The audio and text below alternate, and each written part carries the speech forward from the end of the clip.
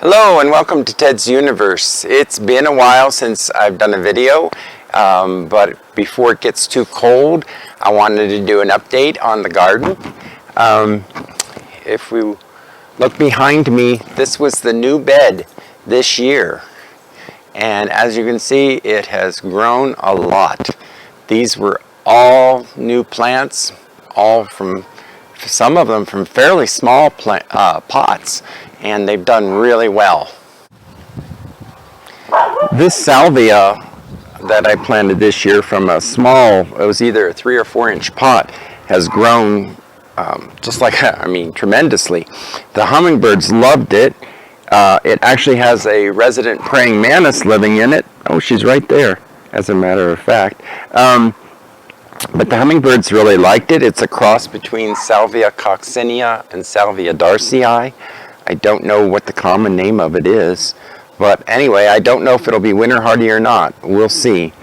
And one of the things I've done in the garden this year is, because most of our vegetables, or many of our vegetables rather, are tropical in origin, peppers, tomatoes, squash, pumpkins, I planted some in the tropical style garden that I'm doing here in Albuquerque, New Mexico.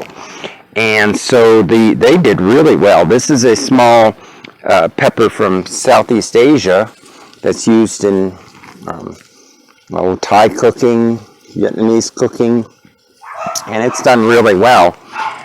The other plants that I want to talk about are the bananas. If you saw the opening the box video where I got these 2 bananas from Wellspring Gardens, this one is Vente Cojo banana, and then the other one over there is the Dwarf Orinoco banana. They're both supposedly smaller bananas, and as such they can fruit sooner. We'll see if they're winter hardy here for me this year. The Dwarf Orinoco banana is supposed to be winter hardy in zone 7, the Cojo zone 8. Be A here, right on the border. So it'll be interesting to see. But if you saw them if you go back and you look at the earlier video, these were little tiny plants, and they were either 3 or 4 inch pots. And I was hesitant to plant them outside. But I thought I was going to pot them up and grow them up, and I thought, no, I'll just plant them. And I'm glad I did.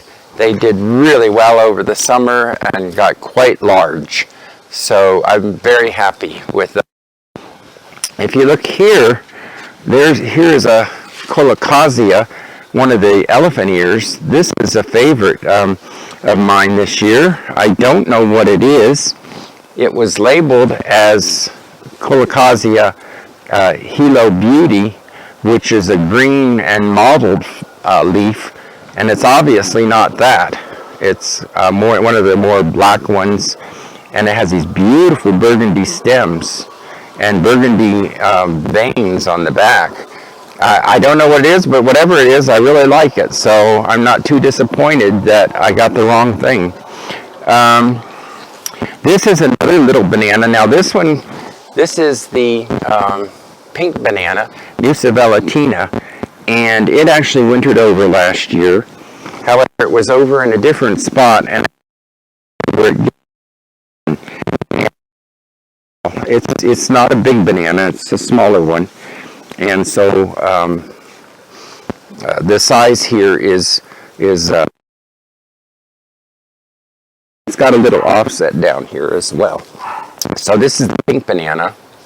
This is lion's tail, which is a member of the mint family, the sage family, from Africa. Supposedly not winter hardy here. We'll see. And behind it is a loquat. Now the loquat is native to Japan. It's probably going to be winter hardy here as far as the plant itself, but I doubt we'll ever get fruit from it, because it flowers and fruits in the wintertime, and we're just too cold for it. This is a species canna that I grew from seed. It is not what I bought the seeds for. The seeds were supposed to be a Chilean wine palm.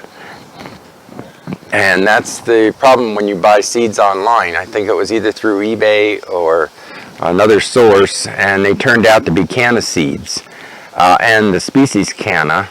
However, that said, I'm finding that these more species cannas, the hummingbirds really like them, as opposed to the hybrid cannas with the larger flowers. These seem to be more accessible to the hummingbirds. And so, I'm not unhappy with it. It's just not what I wanted. And I've had problems this year with that, in ordering plants or bulbs and them not turning out to be what they were supposed to be. But that said, most are happy mistakes. So let's go. Well, let's look at this bed. I just did a turnaround. In this bed, there's a number of things that are new this year and also older. Since this bed was put in 2020, this bed brand new this year, 2021. But there's a plant that I was a little hesitant to plant this out. It's a hardy ginger. I forget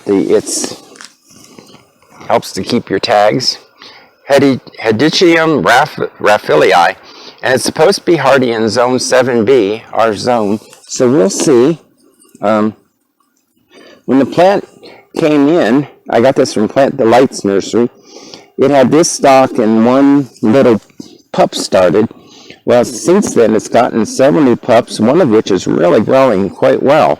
So I'm pleased at the growth in such a short time, because I only planted this in August, and so it's doing quite well. The lantanas have done well. This is one of the lantanas. Then we get, and I'm experimenting with ferns, and so far all the ferns survived. And there's a Japanese tassel fern, a holly fern, an Indian holly fern. This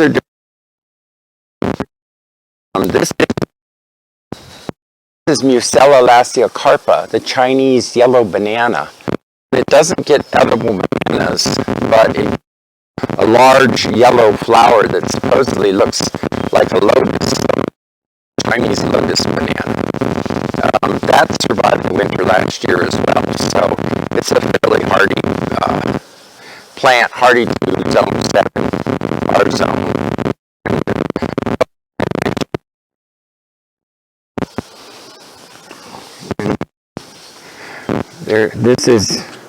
This is another hardy ginger. We'll see if it survives. Another Japanese tassel fern. The little palm is a trachea.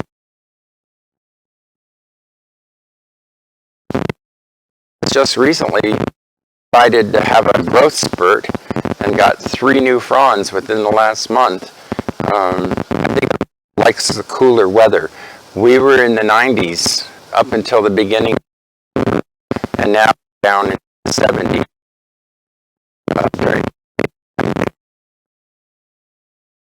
I have some orchids that bloomed. This is a white one and a pink one, the Chinese ground orchid. And then this is a new orchid I'm trying, Calanthe. Boy, that's a good one. Takane, I believe it's called. It doesn't look great, but it managed to keep those leaves over the summer, despite the heat. And I'm hoping that next year it'll come up and do better. This is a new plant this year also, a hardy gloxinia, and it's blooming. I didn't expect blooms from it, but cute little plant. I don't know how big it's going to get. And another banana. This one is Musabaju. This is the Japanese fiber banana, probably the most hardy banana there is. People are growing these in zones 5 and 6 with protection. This I cut back last year, mulched, and I made the mistake on my bananas last year, cutting them too far back to the ground. It's no big deal, they'll come back, but they don't grow as much. And I expected more growth, more height out of this banana this year.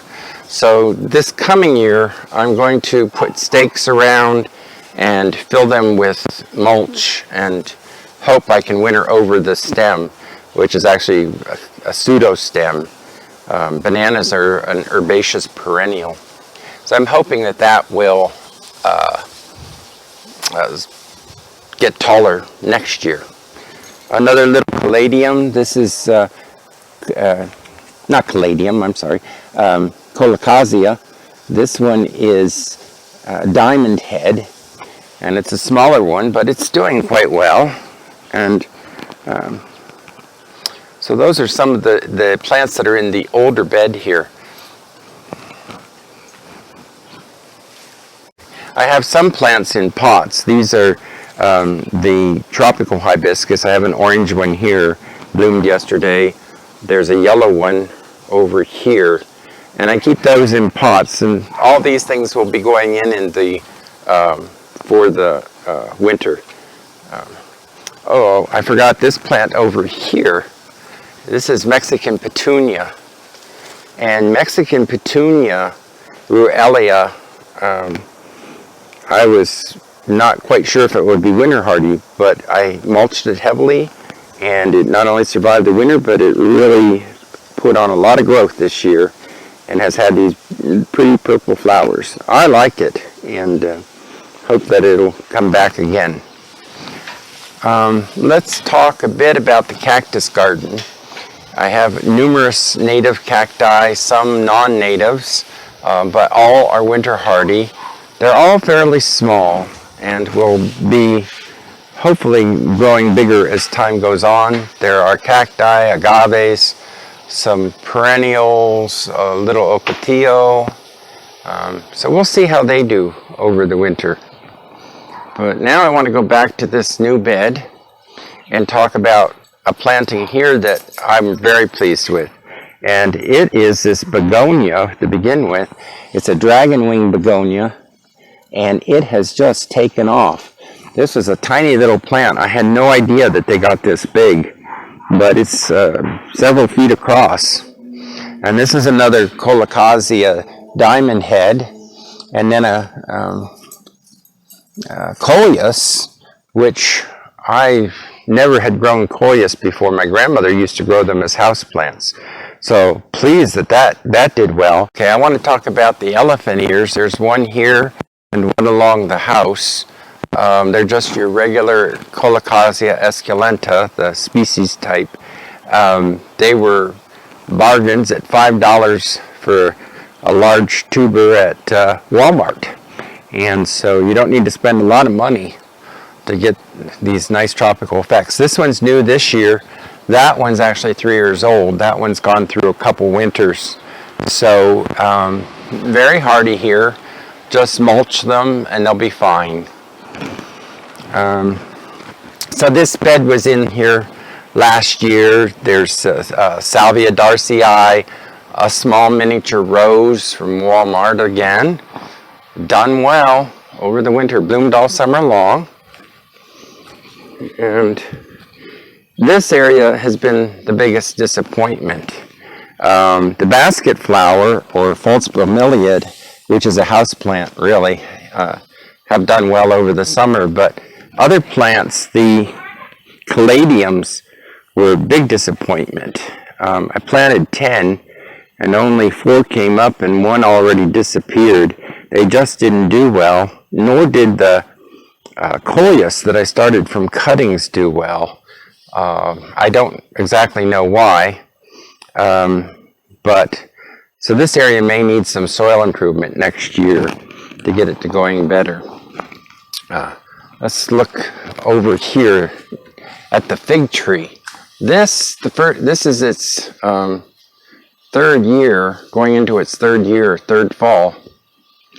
When I planted it in 2019, and then the winter of 2020, 2021, it did just fine. But last year's winter, I guess that would be 2020. Sorry.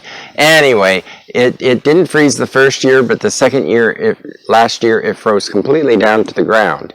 However, it grew even more vigorously this year, and now it's almost as tall as I am. And it'll be interesting to see what it does over the winter. Depends how cold we get. We could get our first frost this month, and very likely will. Certainly by the end of October, we usually have our first frost, or early November. So pretty soon, all of this will be frozen back. I have some that I'll winter over in the greenhouse.